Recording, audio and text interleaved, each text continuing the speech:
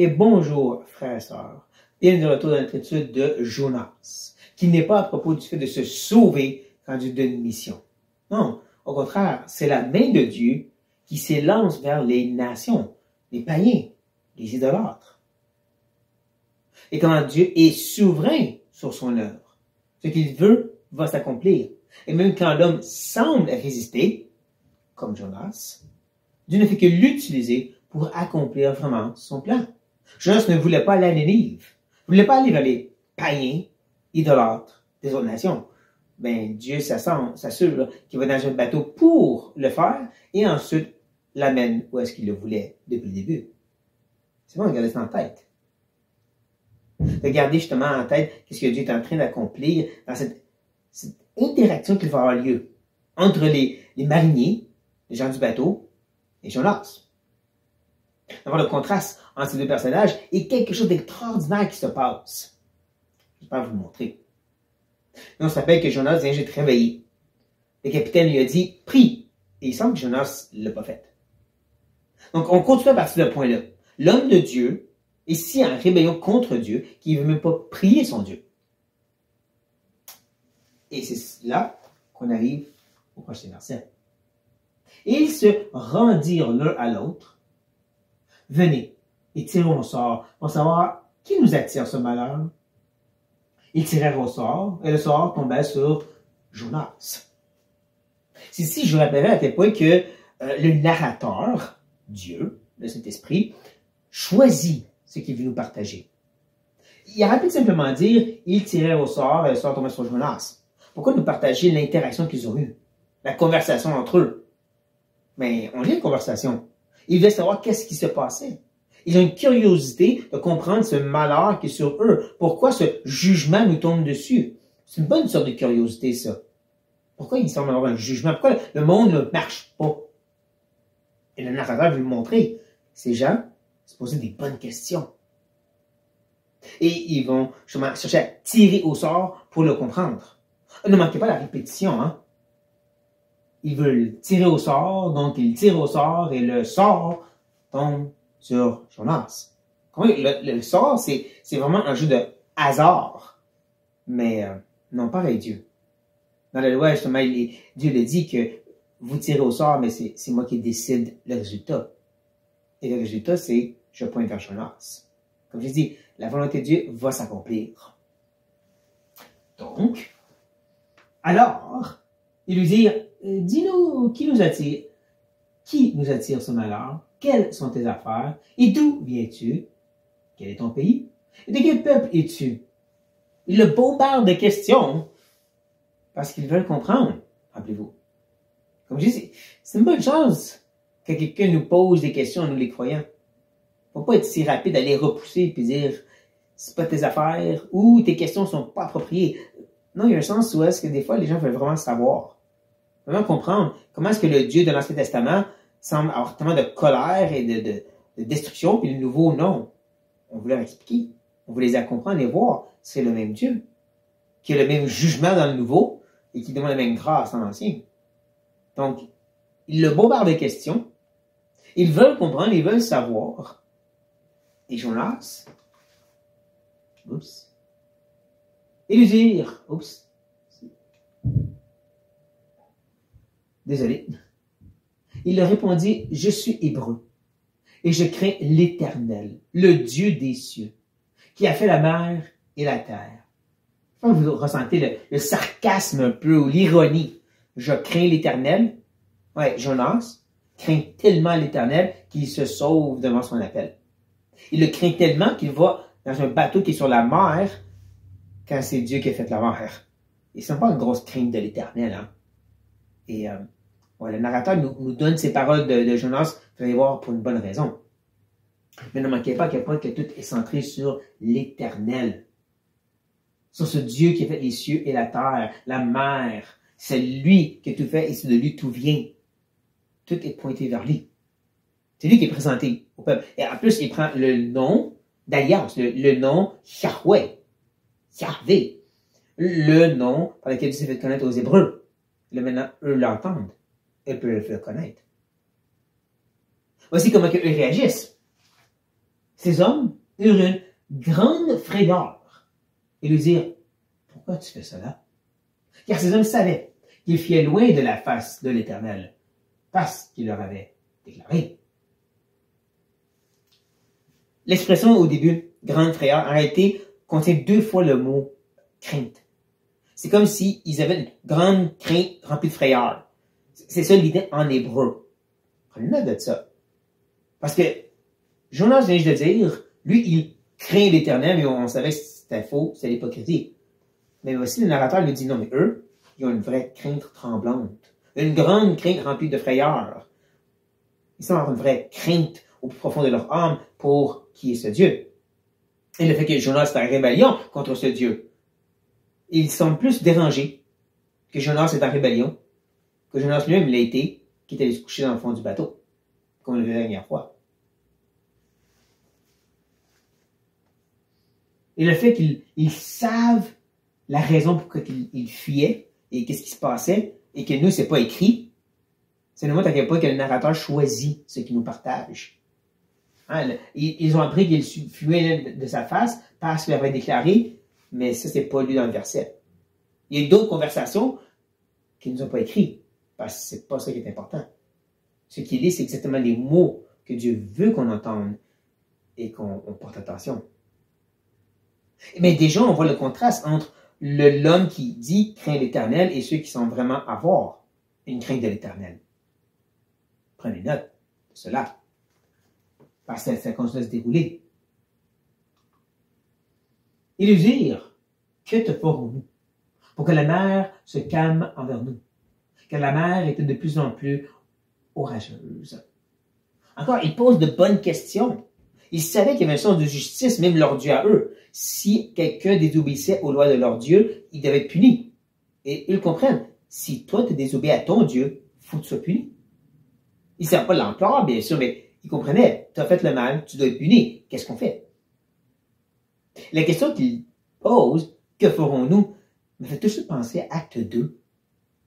Après que Pierre ait prêché ce merveilleux sermon, dans ce début de la Pentecôte, on peut lire ceci. Après avoir entendu ce discours, ils eurent le cœur vivement touché et ils dirent quoi à Pierre et aux autres apôtres? Hommes frères, que ferons-nous donc? Comme on est juste de le lire. Que ferons-nous donc? Quel beau contraste, n'est-ce pas? Quelle bonne comparaison.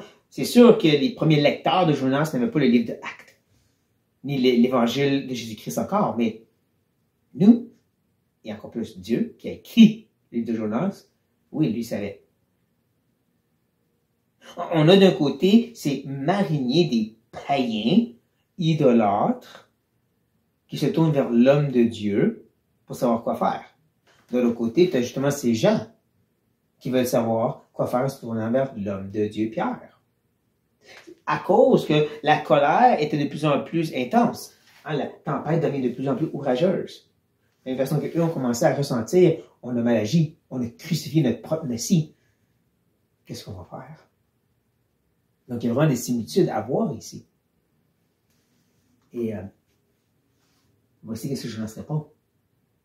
Il leur répondit, prenez-moi et jetez-moi dans la mer, et la mer se calmera envers vous. Car je sais que c'est moi qui attire sur vous ces grandes tempêtes. Il est tentant ici de penser que Jonas se repent. Il reconnaît ses torts. Sauf que, pourquoi, s'il reconnaît le tort, est-ce qu'il n'est pas en train de se repentir et de demander à Dieu pardon et de dire, amenez-moi les livres? Parce que c'est sa mission. Non, à la place, il dit, jetez-moi dans la mer. Il ne veut pas accomplir sa mission. Même s'il dit reconnaître que c'est sa faute, il ne veut pas accomplir sa mission, il n'est pas en train de se repentir.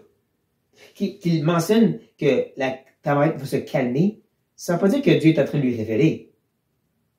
C'est peut-être, il leur dit ça pour qu'eux agissent.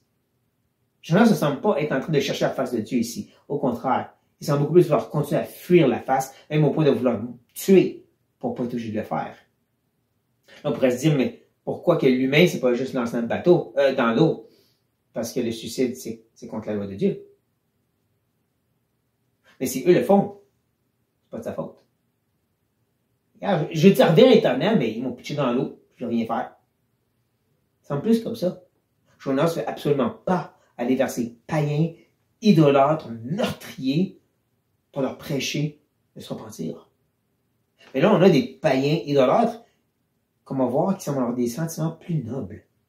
Un cœur plus tendre que celle de Jonas, qui veut absolument pas appeler les gens des livres à repentance. Ouais, regardez ça.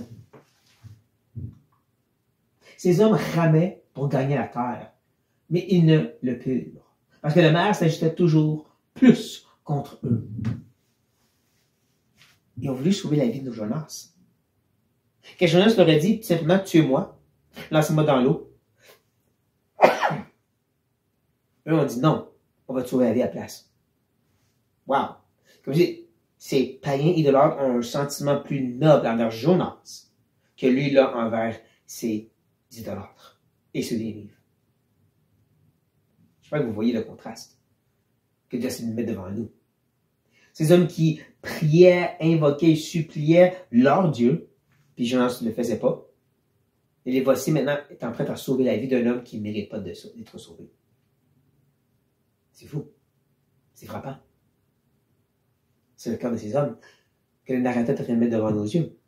Et tout ça en comparaison, en contraste avec celui de Jonas. Ils ont mis tous les efforts possibles pour se sauver eux-mêmes. Ça devrait passer au salut, ça. Hein? Mais tous leurs efforts pour se sauver eux-mêmes, mais la tempête devient de pire en pire. Plus qu'on essaie de se sauver, et pire ça semble être. Hein? On réalise à quel point qu'on ne peut jamais se sauver devant Dieu. Et ceci les amène donc à l'option A. Alors ils invoquèrent l'Éternel et dirent, ô Éternel, ne nous fais pas périr à cause de la vie de cet homme. Et ne nous charge pas du sang innocent. Car toi, Éternel, tu fais ce que tu veux. D'accord, Jonas ne veut pas invoquer son Dieu. Eux, maintenant, non seulement ils prient, mais ils prient le Dieu qui vient d'être présenté devant eux. L'Éternel, Yahvé. Et ils ont compris dans peu de temps que c'est lui qu'ils devaient invoquer. Ils sont pas à le faire. Et la façon qu'ils prient aussi, hein. On veut pas le mettre à la mer, mais il semble que c'est la seule option.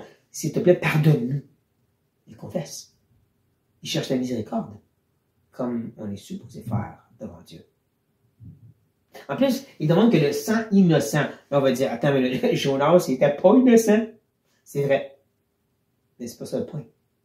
Ces paroles-là devraient nous faire penser à ce temps. Parce que Pilate montre Jésus maltraité, et dit, qu'est-ce que je ferais de ce juste, cet homme innocent? Et qu'est-ce que le peuple crie? Qu'est-ce que les pharisiens, les chefs religieux crient? Crucifie-le. Et c'est là que Pilate dit, ben, qu'est-ce qu'il a fait? Hein?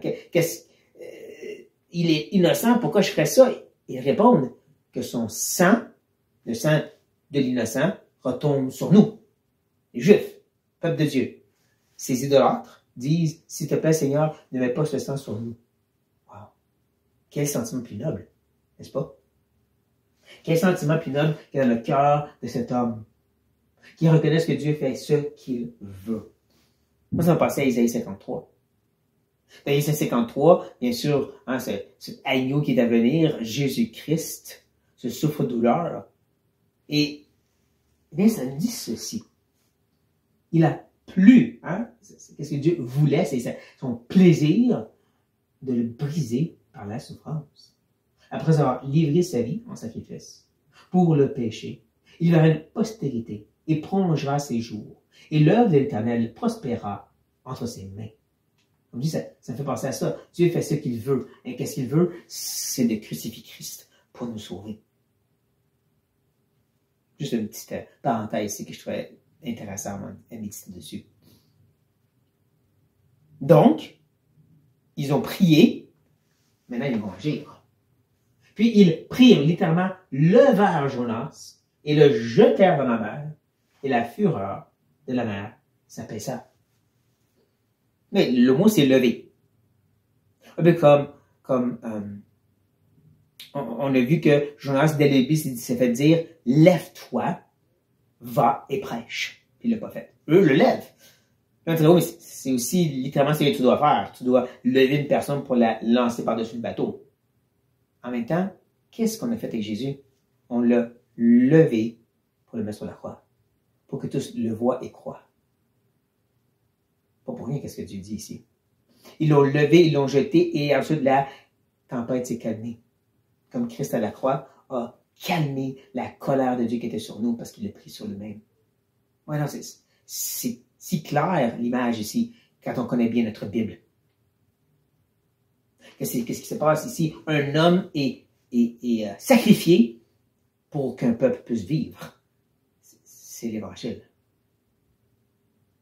Même que, on termine en lisant, ces hommes furent saisis d'une grande crainte, même expression, de l'Éternel. Et ils offrirent un sacrifice à l'Éternel. Ils firent des vœux. Ça, Jonas ne leur a pas dit ça. Peut-être dans la conversation, mais ça semble être du surplus. Déjà qu'ils ont invoqué Dieu avant d'agir et de lancer Jonas à la mer. C'est plus qu'ils ont cherché la miséricorde de Dieu que cette tempête s'est calmée, je crois. Et le voici maintenant dans cette grande crainte, comparé à Jonas qui craint l'Éternel, cette grande crainte.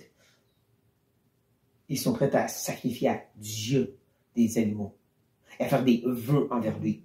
Une dédication, on va te servir. Moi, ça me fait penser justement, toujours dans Acte 2, après le verset 37, qu'est-ce qu'on va faire? Et que Pierre leur dit, repentez-vous, et que chacun de vous soit baptisé au nom de Jésus-Christ, pour le pardon de vos péchés, et vous recevrez le don du Saint-Esprit. Il ajoute même, détournez-vous de ce siècle corrompu. Pas faites des choses pour être sauvés, c'est pas ça, c'est voici qu'est-ce qui doit être fait maintenant que vous êtes sauvés.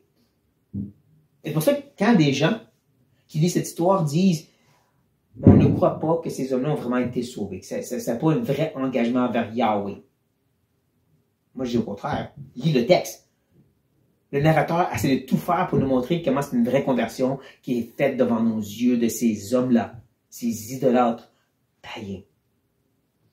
Parce qu'il ne faut jamais perdre de vue, toute la Bible est pour témoigner de l'Évangile, de cette bonne nouvelle, complétée en Christ, mais n'empêche, de façon voilée, témoignée pour nous dans l'Ancien Testament. C'est ça, justement, qui nous met en règle avec Dieu. Toute la Bible est à propos de l'Évangile et de Jésus-Christ. C'est pour ça que c'est si triste qu'on a tellement de la misère à le voir et le comprendre de nos jours. On prend des petites idées ici et là, puis on dit, si tu fais, tu vas être béni. T'as pas compris. Parce que tout ce que tu trouves à nouveau, c'est pour parler de Christ. Qu'est-ce qu'il veut faire? C'est pas pour de qu'est-ce qu'on fait pour être béni, c'est qu'est-ce qu'il a fait et qu'on veut l'adorer. Mais je suis dans l'Ancien Testament, c'est pas que des exemples moraux, c'est des témoignages de le Messie à venir. Tout l'Ancien Testament, c'est pas à propos d'Israël. Je sais que ça va être bizarre de dire ça, non. C'est à propos du fait que Dieu veut racheter, faire une grande rédemption qui commence par Israël, mais qui était aussi pour les nations, comme on le voit ici, avec l'histoire de Jonas, et qui commence avec ces simples hommes dans un bateau, qui est important aux yeux de Dieu. Et qui m'amène à un autre point peut-être plus palpable pour vous, l'application où est-ce que, voici que ces hommes ont un meilleur témoignage et auraient dû parler au cœur de Jonas. Surtout quand il les a vus en train de se battre pour lui sauver la vie. Et lui ne veut quand même pas aller au secours des gens Nénive. Combien qu'on peut des fois être négligé en voyant les nouveaux croyants être tellement zélés, négligés de se questionner quand ça fait longtemps qu'on est chrétien. C'est un peu comme ça installé dans un bel lazy boy, puis on est tellement confortable dans notre vie chrétienne qu'on ne questionne plus rien, qu'on aurait pu s'améliorer. Et ces jeunes chrétiens, on veut juste les calmer.